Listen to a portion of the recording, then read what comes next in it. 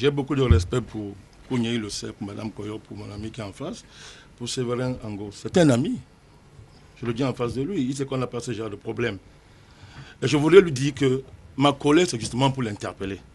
Lorsque vous demandez comment mettre votre pays sur la mission provisoire, alors que vous dites que vous êtes un grand politicien, et je vous le concède, ça veut dire que vous-même vous dites à mon dos vision que vous êtes incapable. Il n'y a aucun Camerounais, y compris vous, pour gérer ce pays. C'était une interpellation, mon frère et ami. Tu es un ami, tu le sais. Donc, vous ne me gênez pas, rassurez-vous. C'était une interpellation que je voulais faire. Voilà là où on peut arriver. Lorsque on se laisse aller, souvent, dans certaines dynamiques de revendication. Mon ami Kounié, pour qui j'ai un profond respect tout à l'heure, a convoqué des éléments que je voudrais revenir dessus, avec votre permission. La question de Mancho BBC, oui, mon cher, je te le concède.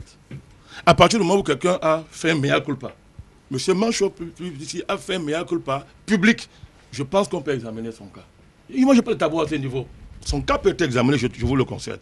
Là où on n'est pas d'accord, c'est que vous parlez d'une crise. Ce n'est pas le président Biya qui a déclenché cette crise.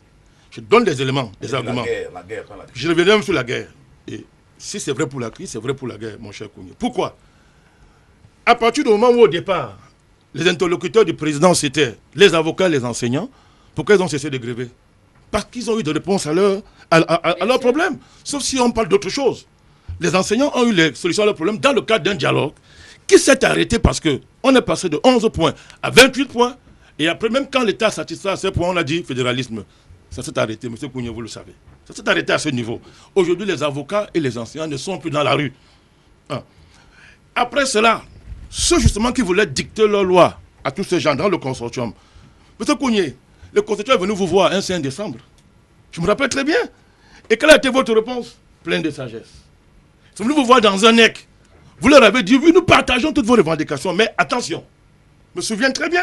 Ça veut dire que même vous-même, dès le départ, vous conseillez à ces gens de faire attention dans leur dynamique. C'est à votre honneur. Après ces gens du consortium, ceux qui ont déclenché, ils sont devenus ambazoniens, ils ont déclaré la guerre à l'État. Ce n'est pas l'État du Cameroun qui a déclaré la guerre aux ambazoniens. Ce sont les ambazoniens qui ont pris les armes. Et l'État du Cameroun est dans son droit constitutionnel de défendre la République. Et je lui apporterai tout mon soutien. Ce sont des faits. Ce n'est pas une affaire de camp politique, ce sont des faits qu'il faut raconter.